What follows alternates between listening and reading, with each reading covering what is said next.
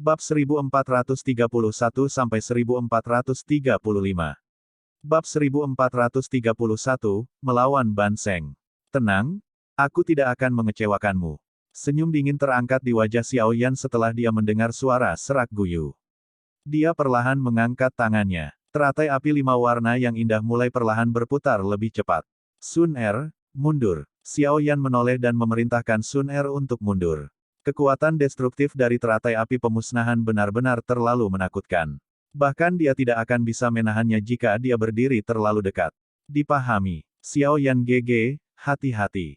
Sun Er mengangguk. Dia secara alami bisa merasakan betapa menakutkannya lotus api di tangan Xiao Yan. Namun, dia tidak terlalu khawatir saat tubuhnya bergerak dan dengan cepat mundur. Kita juga harus mundur lebih jauh. Gu Qing yang melambaikan tangannya setelah melihat Sun Er bergegas. Ekspresinya muram saat dia memimpin semua orang untuk menarik jarak yang lebih jauh. Xiao Yan, ini mungkin pertama kalinya kamu bertarung dengan elit Ban Seng, kan? Kalau begitu, izinkan saya yang lama untuk memberitahu Anda betapa besar dan tidak dapat ditariknya perbedaan antara Dou Zun dan Dou Seng adalah. Mata kerangka hitam berkedip saat suara dingin perlahan dipancarkan.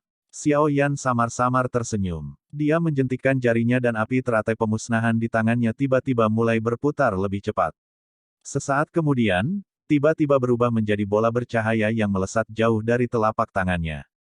Tidak ada suara yang dipancarkan saat terbang, tetapi kemanapun ia lewat dengan tenang runtuh.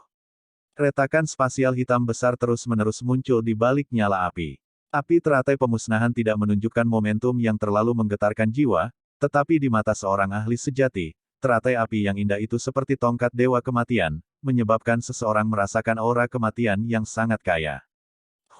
Dua kelompok cahaya hijau tenang hadir jauh di dalam mata kerangka itu. Mata itu menatap teratai api yang benar-benar merobek ruang dan menuju ke arahnya. Uap hitam perlahan keluar dari tubuhnya. 10.000 Soul Bone Armor. Setelah suara serak tua ditransmisikan dari mulut kerangka hitam, gelombang demi gelombang kabut hitam pekat tiba-tiba mulai meletus dari tubuhnya ke segala arah. Jeritan menyedihkan yang tajam bergema di langit. Kabut hitam jelas dibentuk oleh banyak tubuh spiritual. Semua jiwa ini mulai menempel pada tubuh kerangka saat mereka muncul. Cahaya hitam melonjak dan pelindung tulang dengan kilau hitam akhirnya muncul di sekitar tubuh kerangka itu. Ada bertonton fragmen tulang kecil di pelindung tulang. Fragmen tulang ini memiliki banyak wajah ganas. Melihat dari jauh, wajah-wajah ganas ini telah berkumpul menjadi wajah setinggi 100 kaki. Wajahnya dipenuhi rasa sakit, menyebabkan bulu-bulu di tubuh seseorang berdiri setelah melihatnya. Xiao Yan, diri tua ini akan melihat apakah lotus api milikmu itu, yang diklaim sangat kuat oleh orang-orang yang tidak berguna itu, mampu mematahkan 10,000 Soul Bone Armor milikku ini. Kerangka hitam itu tiba-tiba mengangkat kepalanya setelah pelindung tulang terbentuk. Itu melihat teratai api saat merobek udara. Sebuah suara tua segera membuat klaim yang bergema di langit. Swoosh! Suara serak Sein Guyu baru saja terdengar ketika teratai api tiba-tiba datang.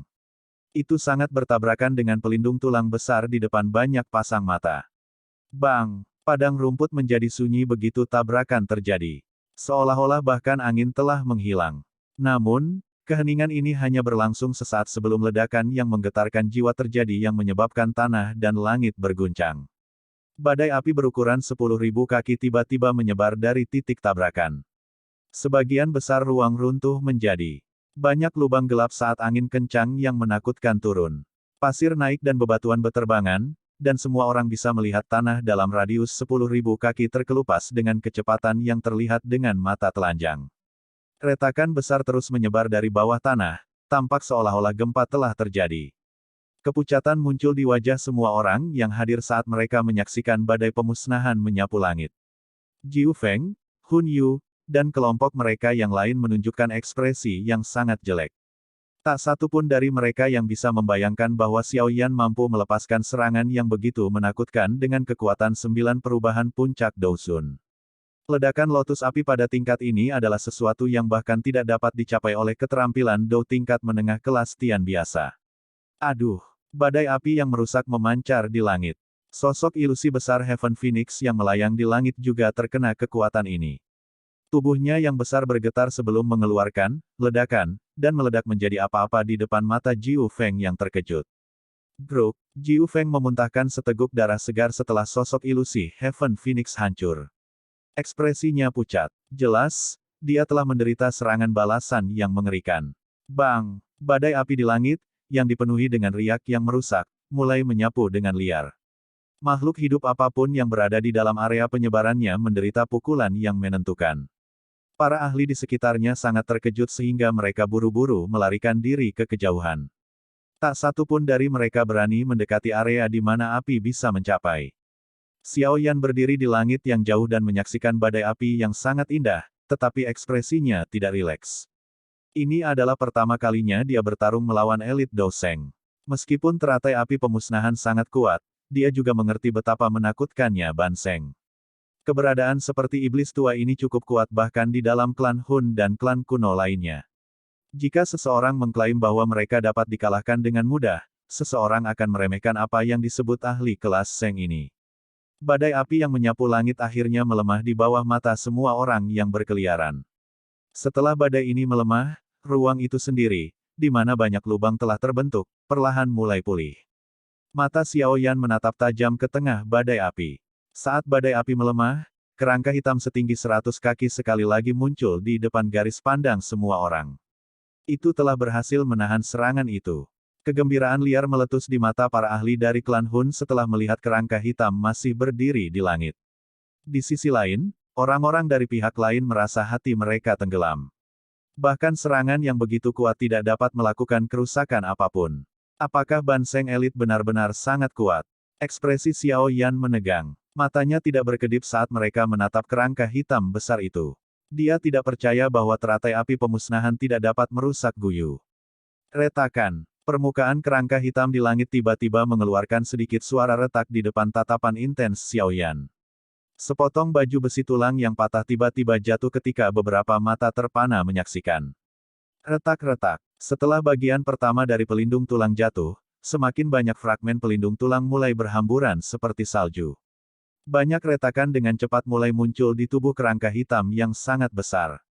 Akhirnya, pelindung tulang besar itu mengeluarkan ledakan saat diledakkan menjadi pecahan tulang yang berserakan. Kegembiraan besar dengan mata orang-orang dari klan Hun dengan cepat terhenti saat melihat pelindung tulang patah. Armor tulang hancur, memperlihatkan tubuh kerangka yang sebenarnya. Namun, tubuh kerangka hitam itu, yang sekeras logam, mulai dipenuhi dengan garis retakan yang padat. Angin sepoi-sepoi bertiup melintasi langit dan cahaya hijau di mata kerangka itu menghilang dengan kepulan. Kepulan. Kerangka hitam perlahan berubah menjadi abu yang berserakan dengan angin di depan banyak mata yang tercengang saat dua kelompok cahaya menghilang. Guru. Tubuh Guyu yang tidak bergerak di kejauhan tiba-tiba memuntahkan seteguk darah ketika kerangka itu berubah menjadi debu. Mata hampa itu kembali bersinar hijau. Wajahnya pucat. Guyu mengusap bekas darah dari sudut mulutnya. Dia perlahan mengangkat kepalanya dan berbicara dengan suara yang padat, "Baiklah, tidak heran kamu bisa memaksa orang-orang itu untuk kembali dengan kekalahan. Xiao Yan, Anda benar-benar memiliki beberapa kemampuan. Meskipun kamu melukaiku dengan serius, aku masih akan mengambil nyawa kecilmu itu." Mendesis. Tangisan keras Guyu baru saja terdengar ketika cahaya keemasan muncul di depannya dengan kecepatan seperti kilat yang membuatnya lengah. Sebuah tinju yang tampaknya terbuat dari emas dengan kejam menghantam kepala Guyu sambil disertai dengan angin yang menakutkan. Huff! Serangan seperti kilat yang tiba-tiba ini menyebabkan Guyu merasa sedikit linglung. Untungnya, dia pulih. Dia dengan paksa menekan luka di dalam tubuhnya saat dia dengan cepat mengayunkan tangannya. Setelah itu, tangannya bertabrakan dengan tinju emas yang sangat besar. Dentang! Keduanya bertabrakan dan suara logam yang jernih segera terdengar di langit. Tubuh emas besar itu terhuyung mundur lebih dari selusin langkah. Tinju itu, yang tampaknya terbuat dari emas, memiliki sidik jari sedalam setengah inci.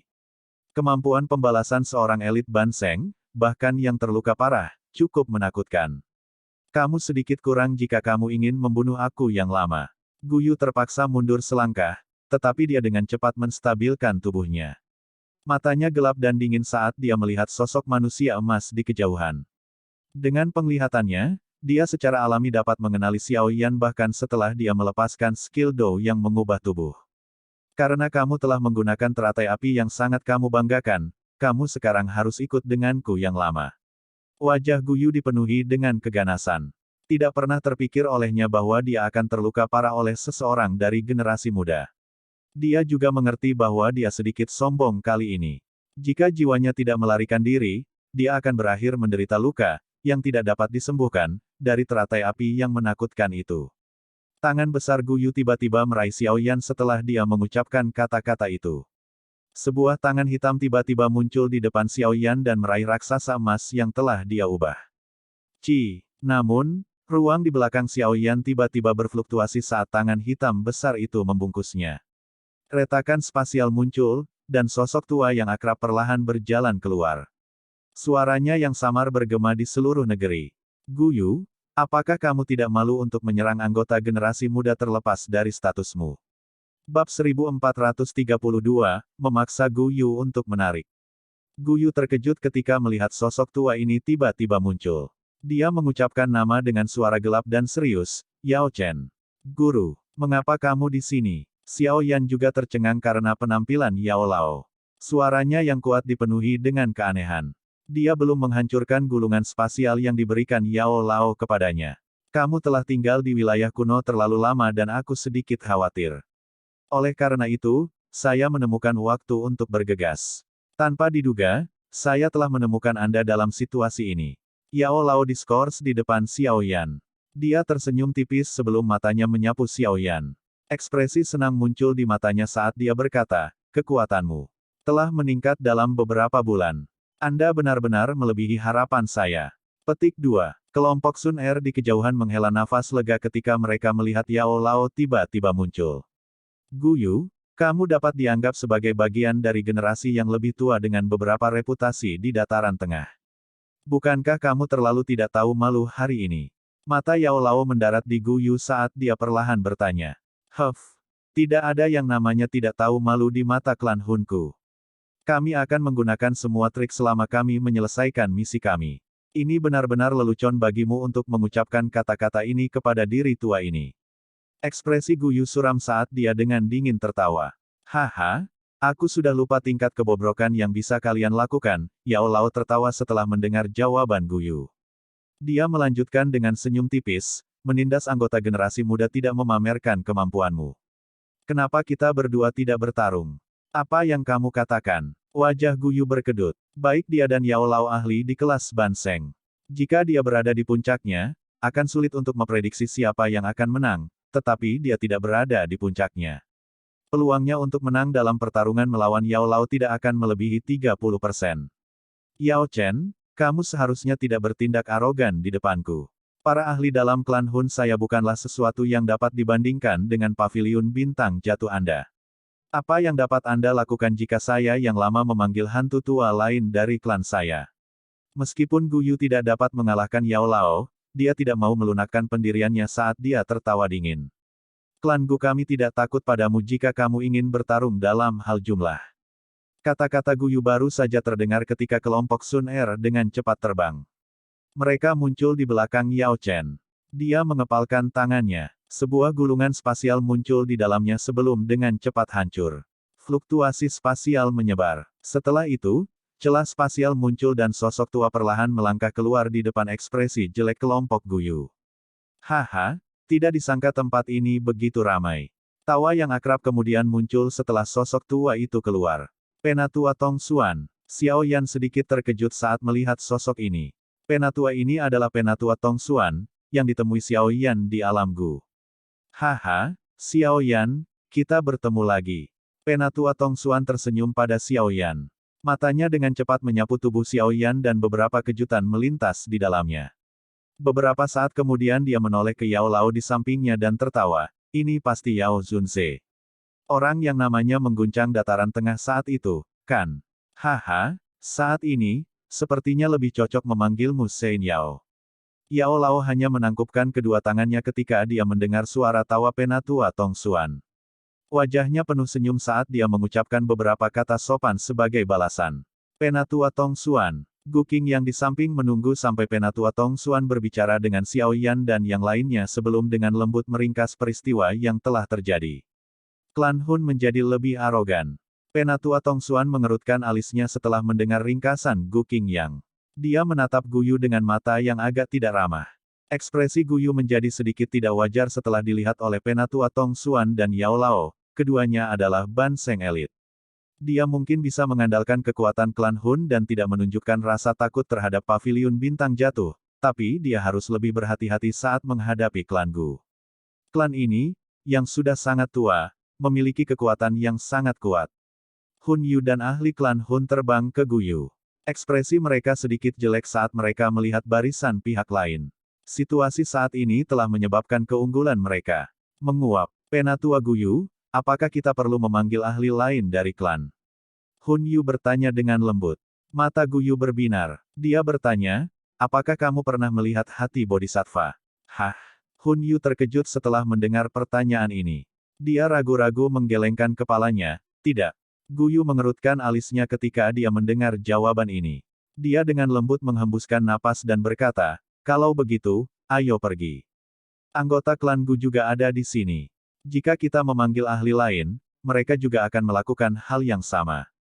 Pada saat itu, kami pasti akan mengekspos sebagian dari kekuatan kami. Ini tidak akan menguntungkan kita. Hati Hun Yu merasa agak enggan ketika mendengar bahwa Guyu berencana untuk menyerah. Tetapi dia juga memahami situasi saat ini. Guyu telah terluka parah oleh teratai api Xiaoyan yang menakutkan sebelumnya. Sulit baginya untuk berurusan dengan hanya satu elit Ban Seng. Selain itu, pihak lain saat ini memiliki dua Ban Seng. Meskipun suku Heaven Demon Phoenix juga memiliki iblis kelas Ban Seng, mereka tidak akan mau menjadi musuh dengan faksi seperti klan Gu mengingat mereka adalah burung yang sembrono. Oleh karena itu, Jiu Feng tidak dapat diandalkan untuk memanggil para ahli untuk mendukung mereka. Xuan Tong, kamu tidak perlu mengatakan omong kosong seperti itu. Setelah saya sembuh total, saya yang lama akan menemani Anda dalam apapun yang ingin Anda lakukan. Mata Guyu gelap dan dingin saat mereka menatap Penatua Xuan Tong. Penatua Xuan Tong tersenyum ketika dia mendengar kata-kata ini, tetapi dia tidak mengindahkannya. Dia bisa mendengar maksud Guyu untuk mundur dalam kata-katanya. Jadi dia tidak mencoba berlebihan. Dia juga mengerti bahwa tidak mungkin bagi mereka untuk benar-benar menahan kelompok Guyu. Pembalasan dari seorang elit Ban Seng sebelum kematiannya cukup menakutkan. Selain itu, kelompok Guyu pasti memiliki lebih banyak gulungan spasial yang bisa memanggil ahli lain dari klan mereka. Jika mereka berakhir di jalan buntu, para ahli dari kedua klan akan dipaksa untuk muncul. Selain itu, Xiao Yan, Yao Chen, aku akan mengingatkanmu bahwa tak satu pun dari Hall of Souls yang ingin aku tangkap dapat melarikan diri. Paviliun bintang jatuh ditakdirkan untuk diubah menjadi reruntuhan oleh klan Hunku. Anda harus menikmati waktu Anda selagi bisa. Mata tajam Guyu mengayun ke Xiao Yan dan Yao Lao saat dia membuat ancaman. Tidak perlu bagimu untuk khawatir tentang ini. Paviliun bintang jatuh saya adalah tulang yang keras. Jika Hall of Souls Anda benar-benar ingin menggigit, kami pasti akan menghancurkan beberapa gigi Anda. Yao Lao tertawa. Hubungan mereka dengan Hall of Souls berada pada titik di mana tidak ada yang akan beristirahat sampai yang lain mati. Tidak ada gunanya menggunakan nada yang lebih lembut. Karena ini masalahnya, apa gunanya memberi Hall of Souls wajah apapun? Mudah-mudahan, kamu masih bisa mengucapkan kata-kata ini ketika pasukan Hall of Souls-ku mencapai kamu. Guyu dengan dingin tertawa dan kemudian berhenti berbicara. Matanya dengan kejam melirik Xiao Yan sebelum dia berbalik dan memimpin untuk bergegas keluar dari daerah Wastelen kuno. Hun Yu dan para ahli lainnya dari klan Hun hanya bisa mengikuti di belakangnya dengan ketidakpuasan. Kelompok dari suku Heaven Demon Phoenix tidak berani tinggal setelah melihat kelompok Hun Yu pergi dengan putus asa. Mereka buru-buru mengikuti dari belakang. Xiao Yan merasa sedikit menyesal saat melihat orang-orang itu melarikan diri dalam sekejap mata. Dia menghela nafas. Sayang sekali. Kami tidak menyebabkan Hall of Souls menderita kerugian selain melukai Gu Yu secara serius. Petik 2. Haha, kamu sudah cukup luar biasa untuk melukai seorang elit Ban Seng, Yao Lao tertawa. Tidak ada yang bisa kita lakukan jika mereka ingin pergi. Klan Hun terlalu kuat. Jika kita terlibat dalam pertempuran habis-habisan, kita akan menjadi orang-orang yang akhirnya menderita. Petik 2. Saudara Yao Chen benar. Klan Hun misterius dan tak terduga. Sangat sulit untuk berurusan dengan mereka. Bahkan klan Gu kami tidak berani menyudutkan mereka. Mampu menakut-nakuti mereka bukanlah akhir yang buruk. Penatua Tongsuan di sampingnya tertawa setuju. Dia melirik semua orang dan menyuarakan pikirannya, namun, karena masalah pohon kuno Bodhisattva telah berakhir, kita harus bergegas kembali ke alam Gu. Tidak mudah membuat orang-orang tua itu membiarkan Sun Er keluar. Jika kita menunda terlalu lama, mereka akan membuat kita terburu-buru. Keengganan melintas di mata cantik Sun Er ketika dia mendengar kata-katanya, tetapi dia juga mengerti bahwa orang-orang tua dari klan itu khawatir membiarkannya tinggal di dunia luar sebelum dia mencapai kelas Douseng. Dia menatap Xiao Yan dan dengan lembut berkata, Xiao Yan GG, kamu harus berhati-hati. Klan Hun sangat berpikiran sempit, dan mereka akan membalas dendam atas dendam apapun. Kali ini, Anda telah menyebabkan mereka menderita kerugian besar. Mereka pasti tidak akan bisa menahan amarah ini. Begitu mereka bebas, mereka akan berurusan dengan paviliun bintang jatuh. Petik 2. Iya, Xiao Yan sedikit mengangguk. Dia juga mengerti bahwa ada kesenjangan besar dalam kekuatan antara faksi super seperti klan Hun dan paviliun bintang jatuh yang sedang tumbuh. Itu akan membuat Xiao Yan sangat sakit kepala jika klan Hun melancarkan serangan dengan pasukan mereka. Sepertinya saya harus segera melakukan retret untuk memurnikan hati Bodhisattva dan maju ke Ban Seng begitu saya kembali. Jika tidak, paviliun bintang jatuh akan berada dalam bahaya saat klan Hun menyerang. Haha, santai, klan Gu saya telah memantau tindakan klan Hun. Kami akan menerima kabar jika mereka membuat gerakan besar. Selain itu, mereka setidaknya perlu mengirim 2 banseng elit untuk menghancurkan paviliun bintang jatuh yang baru ini. Formasi ini adalah sesuatu yang tidak diungkapkan oleh klan Hun selama bertahun-tahun. Karena itu, Anda tidak perlu terlalu khawatir. Penatua Tongsuan tertawa. Jika hari itu benar-benar datang, klan Gu tidak akan hanya berdiam diri di samping. Anda memiliki batu giok kuno pada Anda. Kami tidak akan begitu saja melihatnya jatuh ke tangan klan Hun. Kalau begitu, kita akan merepotkan Penatua Tongsuan. Xiao Yan tersenyum dan menjawab. Haha, ini masalah kecil. Penatua Tongsuan melambaikan tangannya dan berkata, ini sudah sangat terlambat. Kita harus bergerak. Mari bertemu kembali. Penatua Tongsuan menangkupkan tangannya ke Yao Lao setelah mengucapkan beberapa kata. Sebelum ada yang bisa berbicara, dia melambaikan lengan bajunya, dan kekuatan spasial menyebar dan melilit kelompok Sun Er. Setelah itu, mereka dengan cepat menghilang. Xiao Yan menghela nafas sambil merasa tersesat saat dia melihat kelompok Sun Er menghilang. Matanya segera beralih ke tanah di luar wilayah Wastelen kuno. Dia dengan lembut berkata, ayo pergi, sekarang saatnya untuk kembali. Bab 1433, Mundur. Setelah masalah pohon kuno Bodhisattva selesai, kelompok Xiao Yan tidak terus tinggal di gurun sialan ini untuk waktu yang lama. Mereka berangkat dan menghabiskan beberapa hari perjalanan sebelum mencapai paviliun bintang jatuh. Xiao Yan tidak diragukan lagi adalah orang yang mendapatkan paling banyak selama perjalanan ke daerah Wastelen kuno ini. Dia tidak hanya menikmati meditasi legendaris di bawah pohon purba Bodhisattva, hati Bodhisattva juga menyembunyikan dirinya di dalam tubuhnya. Tentu saja, seseorang tidak boleh melupakan 11 benih Bodhisattva murni yang tersisa di tangannya. Lupakan manfaat yang diberikan 2 hal lainnya pada Xiao Yan. Hanya 11 benih Bodhisattva saja sudah merupakan hadiah yang sangat kaya. Jika seseorang secara acak mengambil salah satu dari benih Bodhisattva ini, banyak mata ahli puncak Douzun akan memerah karena iri. Mereka tidak peduli dengan properti lainnya. Kemampuannya untuk meningkatkan peluang seseorang untuk maju ke kelas Banseng sudah cukup untuk membuat para ahli top di mata orang biasa menjadi gila. Xiao Yan mungkin telah mendapatkan hadiah yang kaya kali ini, tetapi hal yang paling dia senangi adalah dia berhasil mencegah kelompok Hun Yu mendapatkan apapun. Xiao Yan tanpa sadar merasakan dorongan untuk tertawa setiap kali dia memikirkan bagaimana kelompok Hun Yu telah menghabiskan upaya besar untuk bergegas ke wilayah Wastelen kuno hanya untuk kembali tanpa hasil. Paviliun bintang jatuh, kelompok Xiao Yan beristirahat selama seminggu penuh setelah kembali dari daerah Wastelen kuno sebelum mereka akhirnya pulih. Perjalanan ke wilayah kuno ini tidak santai. Jika benih Bodhisattva di cincin penyimpanan Xiao Yan untungnya tidak membangunkannya dari ilusi, mereka semua akan turun ke dalam ilusi yang sangat hidup selamanya. Pada akhirnya, mereka akan berubah menjadi keberadaan yang mirip dengan boneka Banseng itu. Meskipun Xiao Yan telah berhasil bertahan, dia masih merasakan hawa dingin di hatinya ketika dia memikirkan ilusi seperti kehidupan. Ilusi itu benar-benar terlalu menakutkan. Xiao Yan tidak memurnikan hati Bodhisattva segera setelah kembali ke paviliun bintang jatuh karena dia mengerti bahwa itu terlalu penting. Dia perlu memperbaikinya dengan sempurna. Benar-benar tidak ada yang bisa salah.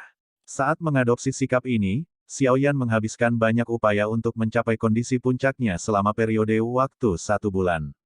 Pada saat yang sama, dia dan Yao Lao mencoba yang terbaik untuk mempersiapkan hal-hal yang akan meningkatkan peluangnya untuk maju ke kelas Banseng, terlepas dari apakah itu pil obat atau harta alam. Semua orang mengerti bahwa kekuatan paviliun bintang jatuh pasti akan melonjak jika Xiao Yan berhasil maju ke kelas Banseng.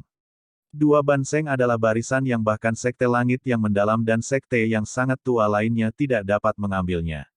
Sementara Xiao Yan sedang menunggu kondisi puncaknya tiba, Yao Lao telah pergi selama setengah bulan. Setelah setengah bulan, dirinya yang sudah tua dan lelah sekali lagi muncul di depan Xiao Yan dan memberinya sebuah kotak. Xiao Yan menerima kotak itu sambil merasa terkejut. Setelah dia dengan hati-hati membuka kotak giok, dia menemukan tupai kecil hijau zamrud bersembunyi di dalamnya. Aroma pil yang sangat kaya menyebar dari tubuh tupai. Hanya bau akan menyebabkan seseorang untuk bersantai. Ini adalah pil Bodhisattva. Xiao Yan menatap tupai kecil itu sejenak. Baru kemudian dia mengangkat kepalanya dan bertanya dengan suara yang agak tercengang. Dia bisa merasakan aura familiar di dalam tubuh tupai kecil ini. Betul sekali. Yao Lao tersenyum dan mengangguk. Senyum di wajahnya menyembunyikan kelelahannya saat dia berbicara dengan sikap yang agak menyesal. Sayangnya, pil Bodhisattva ini hanya memanggil pil petir 8 warna. Jika tidak, efek obatnya akan lebih mengesankan. Namun, Anda memiliki hati Bodhisattva di dalam tubuh Anda. Menambahkan bantuan pil Bodhisattva ini akan memungkinkan Anda berhasil menembus kelas Banseng. Petik 2. Xiao Yan merasakan sesuatu menghalangi hatinya saat dia mengamati wajah tua Yao Lao. Alasan Yao Lao menghilang selama setengah bulan adalah karena dia pergi mencari tempat untuk memurnikan benih Bodhisattva ini untuk Xiao Yan. Peluang Xiao Yao untuk berhasil memurnikan pil obat tingkat ini sedikit rendah. Xiao Yan mengerti bahwa kemampuan Yao Lao sudah cukup untuk menarik pil Lightning 9 warna untuk pil Bodhisattva ini, tetapi Yao Lao tidak memiliki nyala api yang bagus. Jika Yao Lao masih memiliki Bone Chilling Flame, menarik pil Lightning 9 warna akan sangat mudah. Yao Lao diam-diam telah banyak berkontribusi pada muridnya ini. Guru, terima kasih. Xiao Yan memeluk kotak giok. Dia menghirup udara dalam-dalam dan dengan lembut mengucapkan terima kasih. Haha. Tidak perlu mengatakan hal-hal ini antara seorang guru dan murid. Yao Lao menggelengkan kepalanya dan berkata, kamu harus santai dan melakukan retret. Serahkan masalah paviliun bintang jatuh dan aliansi Yan kepadaku. Aku tidak akan membiarkan apapun terjadi pada mereka. Yang paling penting bagi Anda adalah dengan cepat maju ke kelas Banseng. Jika tidak, Anda tidak akan memiliki kemampuan untuk menaklukkan api teratai iblis pemurni ketika muncul dalam 3 tahun. Api surgawi itu terlalu menakutkan. Xiao Yan diam-diam mengangguk. Ini adalah hambatan yang benar-benar bisa mengubah dirinya. Jika dia berhasil mengatasinya, dia akan benar-benar mencapai tingkat ahli puncak di dalam benua. Jika dia gagal, dia akan ditinggalkan di antara para ahli tingkat atas. Dia tidak akan mampu membalas kehebatan klan Hun dengan kekuatan seperti itu. Selain itu, Xiao Yan telah mengejar api teratai iblis pemurni selama lebih dari 1 dekade. Tidak mungkin baginya untuk menyerah. Api teratai iblis pemurni akan memainkan peran penting dalam memutuskan apakah dia bisa bertarung melawan klan Hun, jadi dia perlu mendapatkan api teratai iblis pemurni dengan segala cara. Kamu harus santai dan melakukan retretmu. Serahkan masalah membesarkan Kailin, dokter peri kecil, dan kekuatan King Lin kepadaku. Mereka semua adalah wanita yang luar biasa.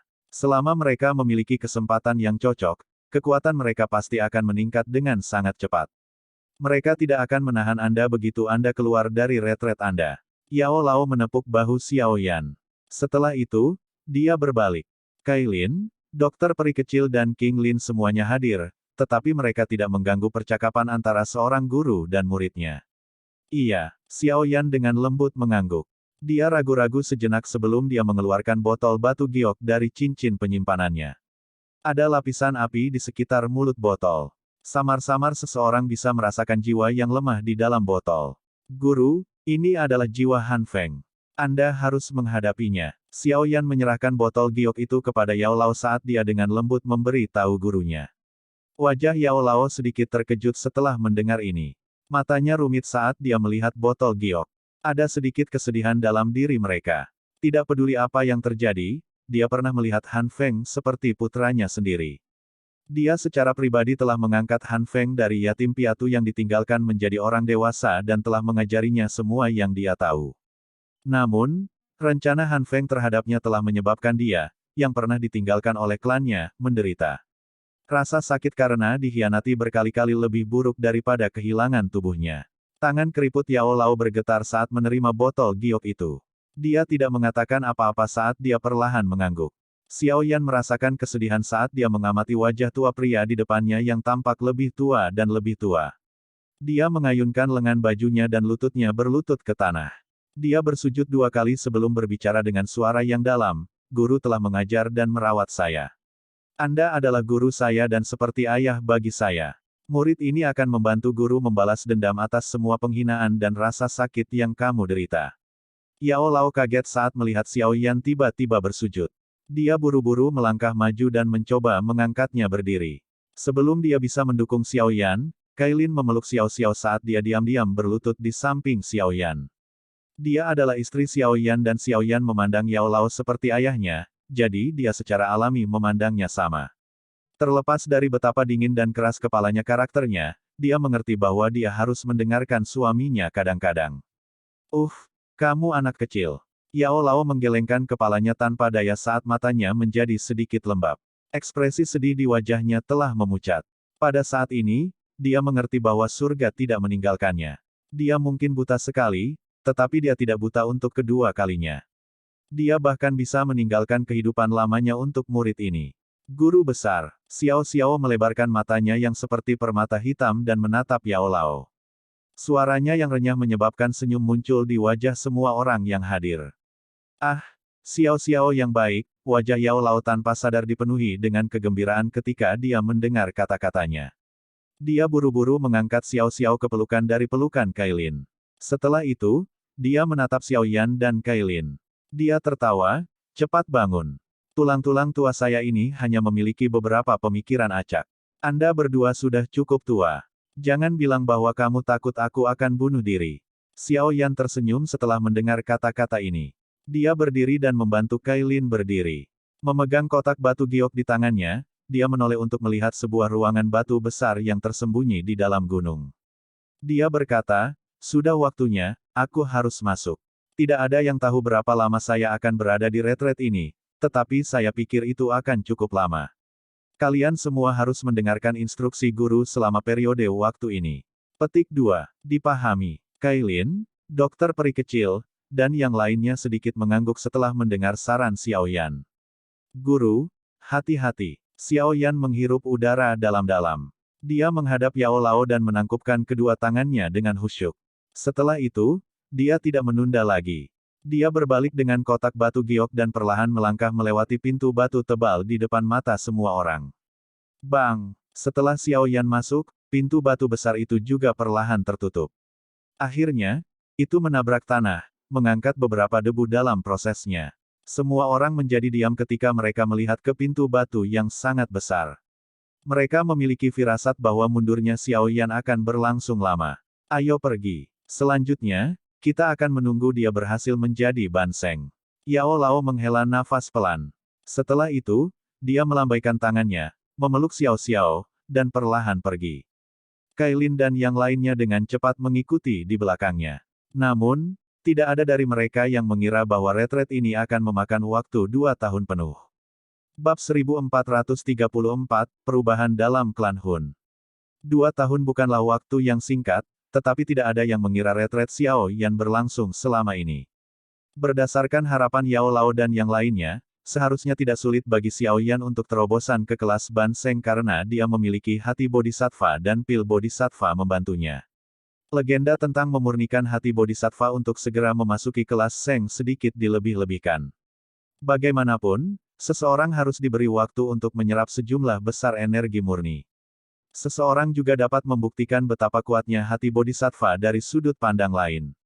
Meskipun itu tidak memungkinkan seseorang untuk segera memasuki kelas Seng, Xiao Yan, yang sudah menjadi puncak perubahan 9 Douzun, akan, paling banyak, membutuhkan 1 tahun untuk berhasil menyelesaikan retretnya. Namun, kenyataan tidak sesuai dengan harapan semua orang. Waktu perlahan mengalir sementara semua orang menunggu. Musim gugur menggantikan musim panas saat rumput liar menutupi area. Di depan pintu batu besar tempat Xiao Yan bersembunyi. Lumut hijau sudah mulai menutupi pintu batu. Area di sekitar pintu ini telah menjadi tempat terlarang bagi paviliun bintang jatuh selama 1 tahun ini. Dengan pengecualian beberapa, bahkan beberapa tetua tamu dilarang masuk. Semua orang hanya bisa menekan kecemasan di hati mereka setelah 1 tahun berlalu. Tidak ada gunanya cemas ketika itu datang. Untungnya, hal yang paling meyakinkan adalah Yao Lao bisa merasakan aura yang sangat tidak jelas melalui gunung. Aura ini sangat redup, tetapi tidak lemah. Sebaliknya, seolah-olah aura itu dalam keadaan transformasi. Mampu merasakan aura berlama-lama Xiao Yan tidak diragukan lagi telah mengurangi kekhawatiran semua orang. Mereka tidak dapat mengganggu Xiao Yan saat ini. Oleh karena itu, mereka semua hanya bisa khawatir tak berdaya saat mereka diam-diam menunggu. Sementara Xiao Yan sedang dalam retretnya, dataran tengah mengalami gangguan besar, tetapi balas dendam dari Hall of Souls belum tiba lebih awal. Oleh karena itu, Paviliun Bintang Jatuh memanfaatkan sepenuhnya waktu mereka yang tersisa untuk menjadi lebih kuat di bawah manajemen Yao Lao dan Feng Zunze. Banyak ahli telah bergabung setelah mendengar nama mereka, terutama setelah berita menyebar dari Paviliun Bintang Jatuh bahwa Yao Lao dapat memurnikan pil Bodhisattva. Beberapa dari puncak elit Douzuns, yang biasanya sangat tidak menonjolkan diri, tidak dapat menahan godaan karena mereka diam-diam menjadi tetua tamu Paviliun Bintang Jatuh. Godaan dari benih Bodhisattva benar-benar terlalu besar. Para ahli bahkan akan mengorbankan waktu dan kebebasan untuk itu. Tentu saja, secara alami tidak mungkin untuk memberikan benih Bodhisattva kepada tetua tamu ini, yang datang mencarinya, saat mereka bergabung. Para ahli ini juga tidak bodoh. Mereka juga mengerti bahwa tidak ada makan siang gratis di dunia ini. Oleh karena itu, mereka memikirkan cara untuk berkontribusi pada Paviliun Bintang Jatuh sehingga akan tiba saatnya ketika mereka dipercaya oleh Yao Lao dan kemudian dapat diberkati dengan pil Bodhisattva, yang dapat mereka gunakan untuk terobosan ke tingkat yang hanya mereka impikan, dari. Di hadapan pengaruh positif ini, kekuatan Paviliun Bintang Jatuh tidak diragukan lagi melonjak. Itu telah menjadi eksistensi yang kuat di dataran tengah yang tidak kalah dengan faksi lama seperti Sekte Langit yang mendalam. Namun, ketika kekuatan dan reputasi Paviliun Bintang Jatuh tumbuh, Sekte Langit yang mendalam, yang telah membentuk dendam dengan Xiao Yan dan Paviliun Bintang Jatuh, tidak dapat tinggal diam. Di masa lalu, wilayah Paviliun Bintang Jatuh tidak terlalu besar. Oleh karena itu, ada sedikit konflik di antara keduanya, tetapi wilayah Paviliun Bintang Jatuh secara bertahap mulai bersinggungan dengan Sekte Langit yang mendalam. Tidak dapat dihindari bahwa konflik akan meletus. Salah satunya adalah faksi lama sementara yang lain adalah faksi yang sedang naik daun. Bentrokan antara keduanya memang akan intens. Kedua belah pihak telah mengalami kemenangan dan kekalahan masing-masing setelah berjuang untuk jangka waktu tertentu. Tidak ada pihak yang bisa berbuat apa-apa terhadap yang lain, tetapi situasi ini tidak berlangsung lama sebelum mengalami perubahan. Sekte Langit yang mendalam telah mengumumkan bahwa mereka akan membentuk aliansi dengan Lembah Sungai Es, Paviliun Petir Angin, dan beberapa sekte terkenal lainnya di dataran tengah. Mereka secara terbuka mengumumkan bahwa aliansi tersebut akan diberi nama, Aliansi Sungai yang Mendalam. Aliansi ini tidak diragukan lagi memungkinkan kekuatan Sekte Langit yang mendalam melonjak. Pertemuan para ahli dari berbagai pihak ini telah membuat Paviliun Bintang Jatuh lengah, tetapi Yao Lao dan yang lainnya tidak panik. Paviliun Bintang Jatuh telah berkembang terlalu cepat.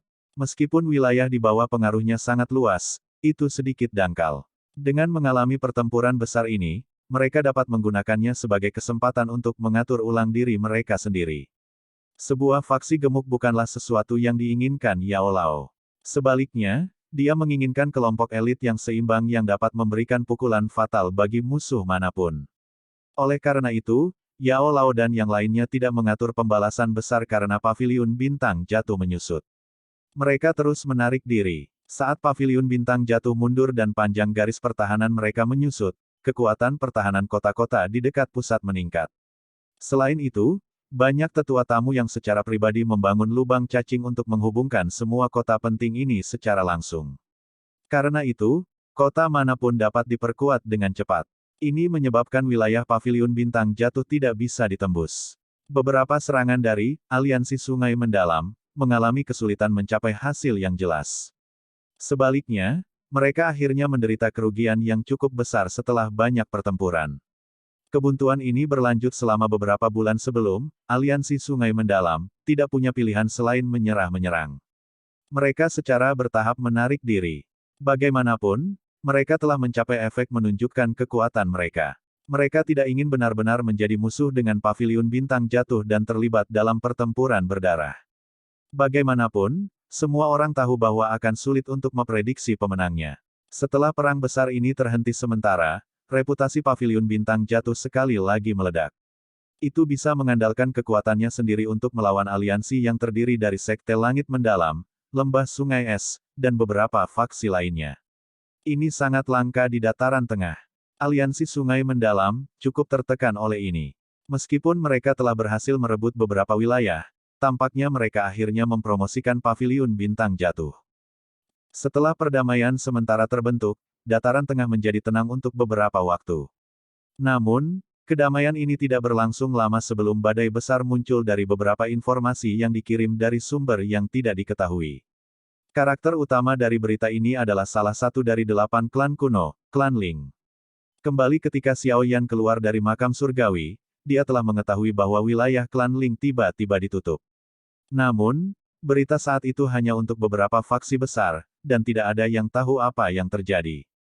Karenanya, berita itu tidak menyebar. Belum lama ini, beberapa ahli menemukan bahwa ranah Klan Ling telah dibuka sekali lagi. Ketika para ahli ini memasukinya dan menyelidikinya, mereka menemukan bahwa alam Ling benar-benar kosong. Tidak ada satu orang pun di dalamnya.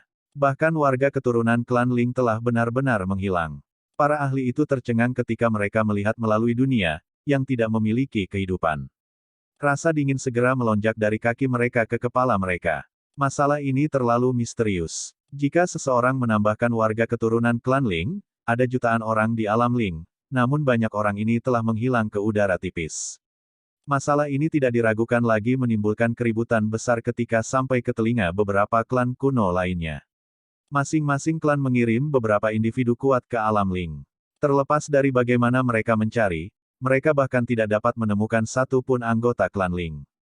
Seolah-olah klan Ling telah benar-benar lenyap ketika wilayah mereka disegel. Klan Ling juga merupakan salah satu dari 8 klan kuno. Meskipun mereka secara bertahap menunjukkan tanda-tanda menurun, harus diketahui bahwa bahkan faksi kuno yang sekarat masih lebih kuat daripada faksi biasa. Terlepas dari seberapa banyak itu menurun, itu masih bisa diperingkatkan di antara faksi super di dataran tengah. Bahkan jika klan mereka dibantai, bahkan faksi seperti klan Gu akan kesulitan untuk membunuh semua anggota klan tanpa memberitahu siapapun. Tentu saja, selain kemungkinan bahwa klan Ling dimusnahkan, beberapa orang menduga bahwa sangat mungkin bahwa klan Ling dapat memindahkan seluruh klan mereka ke dunia lain yang diciptakan sendiri. Tetapi jelas bahwa perubahan besar-besaran ini tidak mungkin terjadi, tersembunyi dari para ahli puncak di dataran tengah. Namun bahkan orang-orang ini tidak merasakan apa-apa. Mengingat kekuatan klan Ling, bagaimana mungkin mereka bisa memindahkan jutaan warga keturunan?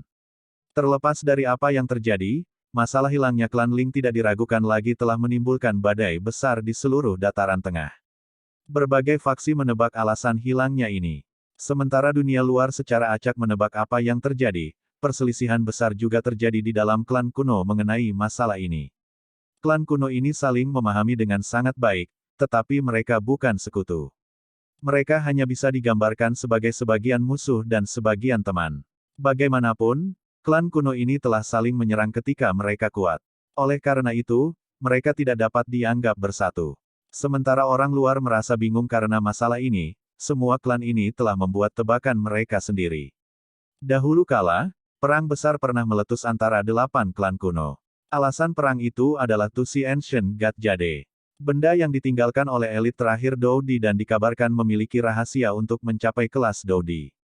8 klan kuno pernah bertarung karena rahasia ini. Akhirnya, Tusi Ancient God Jade yang lengkap dibagi menjadi 8 bagian. Dengan kata lain, siapapun yang ingin mendapatkan apa yang ditinggalkan oleh Dewa Kuno Tusi harus mengumpulkan 8 keping batu giok. Masing-masing klan menganggap batu giok kuno lebih penting daripada kehidupan mereka. Mereka pasti tidak akan memberikannya tanpa alasan. Oleh karena itu, ada yang menduga bahwa hilangnya klan Ling kali ini mungkin terkait dengan klan kuno lainnya. Tujuan mereka adalah untuk mendapatkan Tusi Ancient God Jade di tangan klan Ling. Namun, keraguan lain muncul setelah tebakan ini disuarakan. Meskipun klan Ling telah menurun, fondasinya tidak hilang. Di antara 6 klan kuno yang tersisa, kemungkinan hanya 2 klan yang memiliki kemampuan untuk memusnahkan seluruh klan Ling tanpa ada yang mengetahuinya. Mereka adalah klan Gu dan klan Hun. Bab 1435, Kartu Tantangan. Di permukaan, klan Gu adalah klan terkuat di antara 6 klan kuno yang tersisa. Tidak ada yang meragukan kekuatan yang mereka miliki. Jika seseorang menggambarkan klan Hun, klan ini dapat dianggap sebagai klan dengan sejarah terpanjang di antara 8 klan kuno. Klan ini sudah ada sejak zaman kuno. Itu biasanya sangat misterius dan bahkan klan kuno lainnya tidak berani mengatakan bahwa mereka dengan jelas memahami kekuatannya. Meskipun klan Hun tidak mengungkapkan bahwa mereka adalah yang terkuat selama perang besar di masa lalu, siapapun yang dengan hati-hati mengingat peristiwa itu akan menemukan bahwa klan Hun tidak pernah jatuh ke dalam kerugian. Mereka tidak menang atau kalah. Dari sudut pandang tertentu, itu cukup menakutkan untuk dicapai. Oleh karena itu, bahkan klan Gu mempertahankan rasa takut yang sehat untuk klan kuno yang misterius ini. Kedua klan kuno ini mewakili faksi terkuat di benua Doki. Selain 2 klan ini, tidak ada satu faksi pun yang bisa melenyapkan seluruh klan Ling tanpa ada yang menyadarinya. Oleh karena itu, klan Gu dan klan Hun tidak diragukan lagi adalah faksi yang paling mencurigakan terkait dengan hilangnya klan Ling. Meskipun 4 klan kuno lainnya tidak memiliki bukti mutlak untuk menentukan pelakunya, jelas bahwa mereka menjadi lebih berhati-hati terhadap klan Hun dan klan Gu setelah insiden ini mengenai klan Ling. Jika pihak lain benar-benar mengincar Tusi Ancient Jade, mereka pasti tidak akan berhenti. Karena mereka memiliki 4 batu giok kuno yang tersisa, salah satunya kemungkinan akan menjadi target berikutnya. Klan Gu tampak sangat tertekan saat mereka menghadapi keraguan yang muncul entah dari mana, tetapi mereka juga memahami keseriusan masalah ini. Tindakan apapun yang mereka lakukan kemungkinan akan menimbulkan kecurigaan yang tidak perlu. Karena itu, mereka hanya bisa diam. Pada saat yang sama, klan Hun melakukan seperti yang selalu mereka lakukan. Mereka mengabaikan segalanya dan melakukan apapun yang ingin mereka lakukan. Bagaimanapun, klan Hun tidak membutuhkan sekutu. Mereka tidak peduli dengan apa yang dipikirkan orang lain. Oleh karena itu, masalah tentang klan Ling secara bertahap ditekan karena kedua belah pihak terus diam. 6 klan kuno tidak memulai perang besar. Mengikuti aliran waktu, masalah ini tampaknya telah dilupakan oleh orang lain, tetapi beberapa orang menyadari bahwa perpecahan telah terbentuk di antara 6 klan kuno. Semua klan berhati-hati. Masalah klan Ling menimbulkan keributan besar di dataran tengah, tetapi klan kuno biasanya tidak menonjolkan diri. Oleh karena itu, keributan ini berlangsung selama setengah tahun sebelum berangsur-angsur berkurang.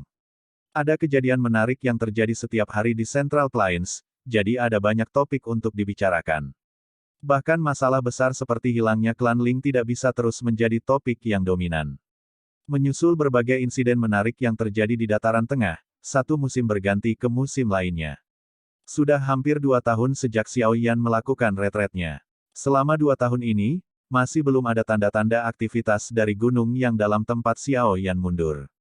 Rumput liar tumbuh, menutupi pintu batu besar. Selama 2 tahun ini, para murid muda yang direkrut oleh Paviliun Bintang jatuh secara bertahap menjadi murid senior.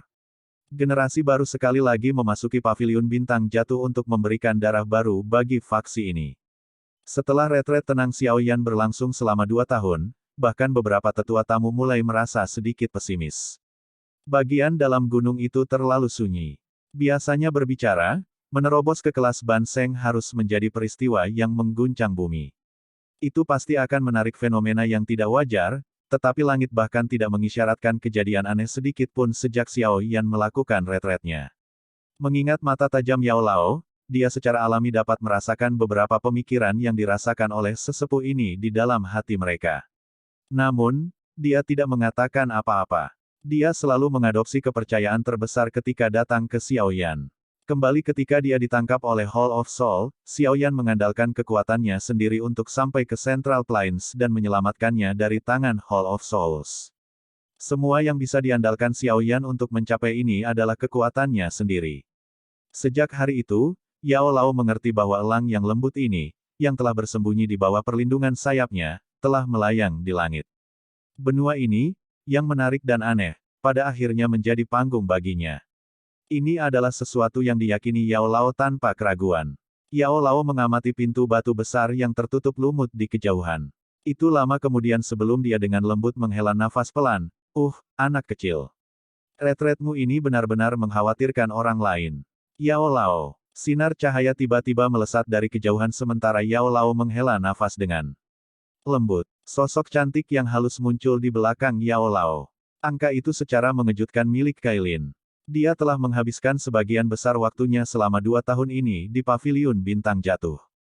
Yao Lao telah mencoba yang terbaik untuk memperbaiki berbagai pil obat dan telah mengaktifkan Paviliun Bintang Jatuh untuk mencari berbagai harta alam semuanya untuk Kailin. Oleh karena itu, kekuatan Kailin telah meningkat dari bintang 5 Douzun ke puncak kelas Douzun. Peningkatan semacam ini dapat dianggap cepat. Menjadi 7 warna surga menelan piton, kekuatan tubuh Kailin lebih kuat dari tubuh Xiao Yan. Selama dia memiliki energi yang cukup, peningkatan kekuatannya tidak akan melambat. The Seven Colored Heaven Swallowing Python telah menjadi eksistensi yang sangat kuat sejak zaman kuno. Dia tidak diragukan lagi memiliki keuntungan besar dalam hal bakat dibandingkan dengan pelatihan pahit Xiao Yan. Apa yang salah? Yao Lao menoleh setelah melihat Kailin muncul. Dia melihat wajahnya yang agak muram dan bertanya dengan terkejut.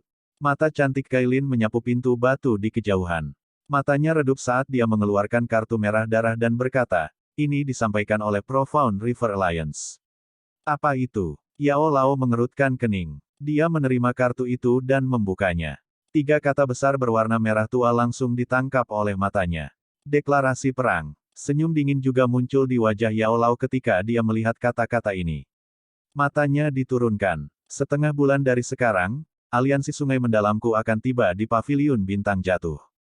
Kami akan bertarung dan melihat siapa yang lebih kuat. Pemenangnya mengambil semuanya. Mereka benar-benar mengambil inisiatif untuk pergi ke Paviliun Bintang Jatuhku. Betapa sombongnya. Tampaknya iblis tua Tianming tidak bisa lagi menahan diri untuk tidak ikut campur. Yao Lao menyipitkan matanya dan tertawa dingin. Aliansi Sungai Mendalam telah sunyi selama lebih dari setahun. Kali ini, mereka tiba-tiba mengeluarkan tantangan pertempuran dan berencana untuk menuju ke Paviliun Bintang Jatuh kami. Tampaknya mereka harus merasa percaya diri untuk melakukan ini. Kita harus berhati-hati. Kailin menyuarakan pendapatnya. Yao Lao sedikit mengangguk. Sejak perang Paviliun Bintang Jatuh dengan Aliansi Sungai Mendalam, setahun yang lalu, Aliansi Sungai Mendalam tidak meluncurkan kampanye lain melawan Paviliun Bintang Jatuh. Yao Lao mengerti dalam hatinya bahwa itu bukan karena orang-orang ini tidak mau, melainkan mereka tidak ingin mendorong Paviliun Bintang Jatuh terlalu jauh. Bagaimanapun, kekuatan Banseng Yao Lao dipamerkan untuk dilihat semua orang. Jika mereka ingin mengalahkan Paviliun Bintang Jatuh, mereka harus terlebih dahulu mengalahkan Yao Chen. Namun, jika mereka ingin membunuh Banseng, terutama yang berlevel tinggi, aliansi Sungai Mendalam perlu mengalahkan 2 Banseng yang kuat agar berhasil. Bahkan dengan kekuatan Sekte Langit yang mendalam, mereka tidak dapat mengalahkan 2 Banseng. Hanya ada Grand Elder dalam sekte mereka yang telah mencapai kelas Banseng, tetapi iblis tua Banseng ini tidak muncul selama bertahun-tahun. Selain orang ini, aliansi Sungai Mendalam tidak memiliki Banseng lainnya. Meskipun ada banyak sekte dalam aliansi, sekte-sekte ini jauh lebih rendah daripada Sekte Langit yang mendalam. Secara alami tidak mungkin bagi mereka untuk memiliki ahli di tingkat Banseng. Jelas bahwa lembah Sungai Es tidak dapat menghasilkan satu. Seorang Grand Elder Sekte Langit yang mendalam jelas hanya mampu menandingi Yao Lao, tetapi tidak mungkin untuk membunuh Yao Lao. Justru karena kurangnya kekuatan inilah, aliansi Sungai yang mendalam, hanya memulai beberapa konflik kecil dan hanya mendapatkan sedikit keuntungan selama 1 tahun ini. Meskipun ingin menghancurkan Paviliun Bintang Jatuh, mereka tidak dapat melakukan intervensi di area tersebut dengan jumlah keuntungan yang lebih besar. Kali ini, mereka berani mengeluarkan tantangan pertempuran, dan mereka bahkan menggunakan markas besar Paviliun Bintang Jatuh sebagai tempat tantangan. Tidak ada yang akan percaya bahwa tantangan ini tidak masalah. Keluarkan perintah untuk memanggil semua sesepuh yang tidak sibuk dengan tugas penting. Selain itu, Perintahkan sesepuh yang menjaga kota-kota utama untuk sangat berhati-hati selama periode waktu ini dan untuk berjaga-jaga terhadap serangan diam-diam oleh aliansi sungai yang mendalam. Tangan keriput Yao Lao dengan lembut mengusap undangan di tangannya. Dia melanjutkan dengan suara yang dalam, selain itu, kirim beberapa mata-mata untuk mengumpulkan informasi di dalam aliansi sungai mendalam. Kita harus tahu mengapa orang-orang ini tiba-tiba memiliki keberanian untuk tampil. Dipahami. Kailin sedikit mengangguk. Dia sudah mengeluarkan semua perintah ini ketika dia menerima kartu tantangan. Setelah penampilannya selama 2 tahun ini, Kailin saat ini sangat dihormati di dalam paviliun bintang jatuh. Semua orang menyadari statusnya. Selain itu, Xiao Yan telah ditentukan oleh Yao Lao untuk menjadi kepala paviliun berikutnya. Dengan kata lain, Kailin adalah setengah istri kepala paviliun. Bahkan beberapa sesepuh harus mematuhi perintahnya. Tambahan, setelah 2 tahun perang ini, semua orang juga mengerti bahwa dia bukan hanya vas bunga yang dipajang. Ketegasannya yang kejam adalah sesuatu yang bahkan tidak bisa dibandingkan dengan beberapa pria. Selama periode waktu ini, tingkat kehati-hatian di paviliun bintang jatuh akan dinaikkan ke level tertinggi. Yao Lao dengan dingin tertawa. Saya ingin melihat trik apa yang ingin dimainkan oleh iblis tua Tianming. Kailin mengangguk sekali lagi. Matanya yang cantik tidak bisa menahan diri untuk tidak melihat ke pintu batu yang tertutup rapat. Dia dengan lembut bertanya, apakah masih belum ada aktivitas darinya? Yao Lao sedikit terkejut. Dia mengangguk dengan lembut dan menatap mata Kailin yang agak redup. Dia tertawa, tidak perlu khawatir. Tidak ada yang akan terjadi padanya. Menurut tebakanku, dia akan segera keluar dari retretnya. Kailin tertawa getir. Dia telah mendengar kata-kata ini cukup banyak selama 2 tahun ini. Ayo pergi. Masih banyak hal yang perlu kita persiapkan. Aliansi sungai mendalam telah datang dengan niat buruk. Yao Lao melambaikan tangannya. Setelah itu, dia berbalik dan perlahan pergi. Mata cantik Kailin menatap pintu batu. Sesaat kemudian, dia akhirnya menghela nafas, berbalik, dan mengikuti Yao Lao. Namun, tidak ada yang merasakan lumut di pintu batu besar itu bergetar segera setelah keduanya pergi. Sebuah garis kecil tiba-tiba muncul di pintu batu.